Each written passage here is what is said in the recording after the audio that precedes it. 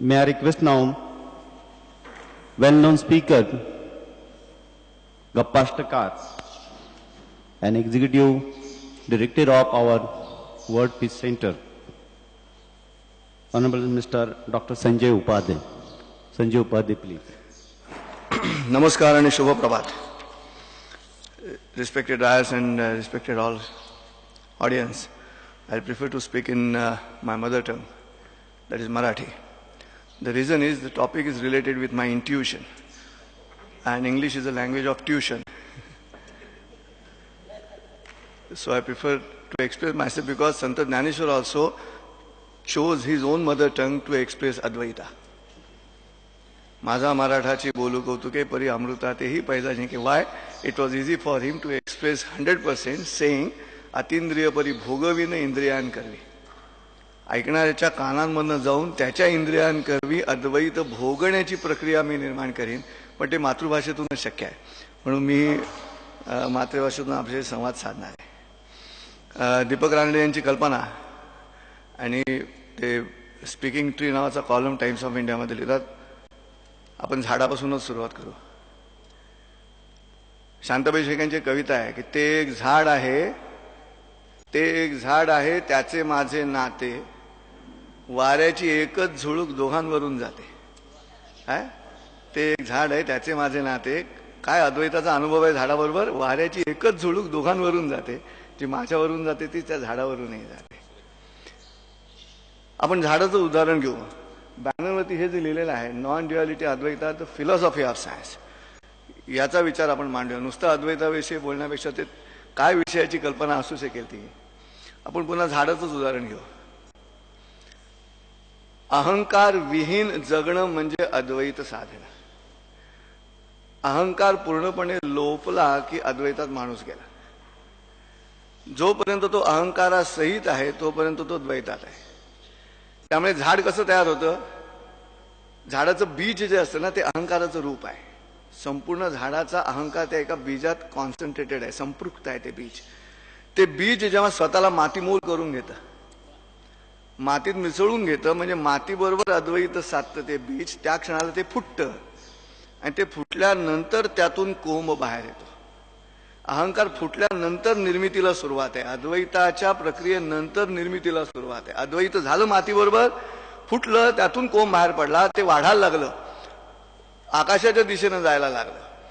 आणि मग ज्याच्या बरोबर माती मोल झालं ते बीज, तीच माती त्याला अन्न पुरवठा करायला लागली खालून वर. मग त्या झाडाचं खोड झालं, खोडाच्या फांद्या झाल्या, फांद्याला पानं फुटली, त्याला फुलं आली, फुलांमधनं तिथे फळं जन्माला आली. ते फळ जन्मून सुद्धा खालून रसपुरवठा थांबलाच नाही. आणि ते जेव्हा फळ पिकलं तेव्हा ते वरून खाली पडलं. तिथे न्यूटन बसलाय. विज्ञान पिकलेलं फळ खाली पडल्यानंतर जे खाली बसले ना ते विज्ञान, आणि त्या विज्ञानाचं तत्वज्ञान आहे ते या झाडाच्या मुळात आहे, जिथे बीज फुटलं, अहंकार विहीन झालं. That is the philosophy. तत्वज्ञान कुठे असू शकेल. न्यूटनला नियती विचारते परत परत, अरे वेड्या तू म्हणतोस हे वरून खाली येतं, वरून खाली येतं, खालून वर कसं गेलं. सुंदर. गुरुत्वाकर्षण हे वरून खाली खेचायची गोष्ट नव्हे, ही खालून वर न्यायची गोष्ट आहे. आणि ते गुरुशिवाय शक्य नाही, ते मार्गदर्शनाशिवाय शक्य नाही. ते गुरुत्वाकर्षण आहे, ते खालून वर गेलं, फुटून वर गेलं. आणि तेच खरं. अहंकार विहीन जगताच आलं नाही. जर मी माझा जागृत ठेवूनच बघायला लागलो सगळीकडे, ज्या संत तुकाराम, संत ज्ञानेश्वरांनी अद्वैताचा अनुभूती घेऊन जगाला दिली शब्दांच्या माध्यमातून, त्यांनी काय केलं. त्यांनी तेच केलं. एरवी तरी मी मूर्खू जरी जाहाला अविवेकू, तरी संत कृपा दीपकू सोजवळू असे. स्वतःला मूर्ख म्हणून घेतलं आधी. काय मी पामर जाणे अर्थवेद वदवी गोविंद त्याची वदे, आपुल्या बळे नाही मी बोलत, सखा कृपावंत वाचा त्याची. आणि हे जे माझं साधन असणं आहे तिथे अद्वैत आहे. मी आधी पण नाही, मी नंतर पण नाही. फळ खाली पडलं, पिकल्यानंतर खाली पडलं. मी पण ज्यांचे पक्व फळापरी सहजपणाने गळले हो, जीवन त्यांना कळले हो. मग मी पण आधी फुटला, म्हणजे प्रारंभी बीज फुटलं तिथे, आणि फळ झाल्यानंतरही फुटला. हे राज्य व्हावे हे तो श्रींची इच्छा. हे सगळं श्रेयस्कर आहे, हे ध्येयस्कर नाही आणि प्रेयस्कर पण नाही. हे प्रेयासाठी पण नाही आणि ध्येयासाठी पण नाही, हे करवून घेतलं गेलं माझ्याकडनं. तिथेच अद्वैत कळलं नाही. तर अद्वैत कळलं नाही, मग तत्वज्ञान दडलं कुठे? विज्ञानाचं तत्वज्ञान, न्यूटनचं तत्वज्ञान दडलंय कुठे? तर न्यूटनचं तत्वज्ञान दडले त्या झाडाच्या बीजाच्या अहंकार विहीन होण्यामध्ये. आम्ही सगळेच अहंकार जागृत ठेवून जर इथे माईकवरती बोलणार असू तर अद्वैत आणखीन 100 कॉन्फरन्सेस घेतल्या तरी कळणार नाही. याचं कारण हा जो मी आहे तो मी गेला हा तरच ते अद्वैत लक्षात येणार आहे. आम्हाला टेम्पररी अद्वैतात जाण्यासाठी दारू प्यावी लागते हो. टेम्पररी अद्वैतात जाण्यासाठी सिगरेट प्यावी लागते आम्हाला. टेम्पररी अद्वैतात जाण्यासाठी तंबाखू खावा लागतो आणि मग थुकण्यासाठी द्वैतात यावं लागतं. खायचा अद्वैतात जायचं, थुंकायचं असलं की द्वैतात यायचं पुन्हा.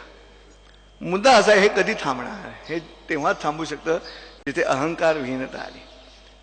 एक मोठा शेटिया होता, खूप पैसे मोजले त्याने, आयुष्यभर नोटा मोजत होता आणि मग नोटा मोजून कंटाळला. मग देवळात जाऊन जप करायला लागला. एकटाच बसला होता देवळात जप करत आणि एकदम असा आवाज ऐकू आला. म्हणजे देवळात कोणी नाही. हसलो कोण? तो परमेश्वर हसत होता गाभाऱ्यातला. त्याने विचारलं, देवा हसतोयस का? म्हणा काही नाही, तू मोज. त्याने पण सांगा ना हसतोयस का? तो म्हणाला, अरे वेड्या, तुझं मोजणं नाही थांबलं. तुझ्या हातातली वस्तू फक्त बदलली. तू नोटा मोजत होतास, ते आता मणी मोजायला लागलास. तुझं मोजणं थांबेल तेव्हा तुला अद्वैताचा अर्थ कळेल. जे अगणित आहे त्याला गणितात नाही ना पकडता येत. जे अगणित आहे त्याला गणितात कसं पकडणार? तो अनुभूतीचा विषय आहे. त्याला अक्षरबद्ध करण्याची ताकद ज्ञानेश्वरांमध्ये होती. म्हणून म्हणाले ते की अतिंद्रिय परी भोगविन इंद्रियांकरवी. शब्दांच्या माध्यमातून ऐकणाऱ्याला तो भोग द्यायचा. कसला? अद्वैताचा. आपण जी अनुभूती घेतली त्याचा. म्हणून तत्वज्ञानाची रचना त्या मुळात दडलेली आहे. विज्ञानाचं तत्वज्ञान तिथेच दडलेलं आहे. कुठे? अहंकार विहीनता. आईन्स्टाईनला ते जमलं असणार. अहंकार विहीनता, हे राज्य व्हावे तो श्रींची इच्छा, ही अद्वैताचीच रचना. तत्वज्ञान तिथे खाली तळामध्ये दडलेलं आहे. पण तसं होत नाही आज. तसं ज्या दिवशी घडेल त्या दिवशी आम्ही जिंकलो. त्या दिवशी आम्हाला चर्चाही करावी लागणार नाही. कारण भागवताच्या 11 स्कंधामध्ये जेव्हा ब्रह्मदेवानी प्रश्न विचारला की हा कोण आहे, त्याच्यावरती हंसरूपानं श्रीकृष्णानं येऊन ब्रह्मदेवाला उपदेश केला. त्याला हंसगीता असं म्हटलेलं आहे. आणि श्रीकृष्ण ब्रह्मदेवाला असं म्हणतो हंसाच्या रूपामध्ये येऊन, म्हणजे नीर क्षीर विवेक आहे. पाणी आणि हे वेगळं करायची ताकद कळलेली आहे. तो म्हणतो की पंचात्मकेषु भूतेषु समानेषु च वस्तुतः को भवानिति य प्रश्नो वाचारंभो ह्यनर्थका. हा वाचेचा निव्वळ व्यवहार शिल्लक राहणार आहे. एकदा 5 घटकांच्या माध्यमातून मी जन्माला येतो निश्चित झाल्यावरती ही चर्चा निरर्थक आहे. हा केवळ वाणीचा व्यवहार आहे असं श्रीकृष्ण स्वतःहून सांगतो. आणि ते ज्या दिवशी आमच्या लक्षात येईल त्या दिवशीच प्रत्येकाला तो अद्वैताचा अर्थ कळणार आहे. मी घरी शिरल्यानंतर माझी मुलगी जेव्हा बाबा करून मला मिठी मारते, अद्वैत. त्या क्षणाला दुसरं काही डोक्यात नसतं. हे भान हरपण्याची क्रिया म्हणजे अद्वैत. बायकोनं केलेल्या आमटीचा भुरका घेतल्यानंतर क्या बात आहे असं उत्स्फूर्तपणे बाहेर येणं हे दैनंदिन सामान्य माणसासाठी अद्वैताचीच भूमिका आहे. त्याला मोठ्या शब्दांनी वर्णन करण्याची अजिबात आवश्यकता नाही. ज्या दिवशी हे सामान्य माणसांपर्यंत आम्हाला पोहोचवता येईल त्याच दिवशी परिषद यशस्वी होईल. जोपर्यंत सामान्य माणसांपर्यंत पोहोचत नाही आणि वरच्या लेअरलाच फक्त अनेक विषयांची चर्चा चालू आहे. संस्कृतमध्ये शास्त्र असं सांगतं की शस्त्रेण रक्षिते राष्ट्रे शास्त्र चिंता प्रवर्तते. अर्धा भाग लक्षात घेऊ, शास्त्र चिंता निर्माण करतं. असो, माझं लक्ष आहे घड्याळाकडे. 10 मिनिटाचा कालावधी दिलेला आहे आणि वेळ सोडून वागायची काही रचना असू नये असं माझं व्यक्तिगत मत आहे. म्हणून मी एक कविता सादर करतो आणि थांबणार आहे. तेवढं छोटंसंच मुद्दा आणला होता, 10 मिनिटाचा मुद्दा. खरं पूर्ण शिबिर घेता येईल एका दिवसाचं ह्या विषयावर. गुरु पूजिता, ज्ञानेश्वर माऊली म्हणतात गुरु पूजिता कार्यसिद्धी मिळावी. आणि दृष्टांत काय दिलाय? जसे शिंपता मूळ वेली फुलावी. फुलणं हे विज्ञान, शिंपता मूळ तिथे तत्वज्ञान. त्यामुळे ह्या वाक्याचा अर्थ तो आहे फिलॉसॉफी ऑफ सायन्सचा. अहंकार विहीन जगणं मग कोणाचंही असो. शेवटची कविता. मनपूर्वक धन्यवाद माझे निरागस विचार आपण ऐकल्याबद्दल.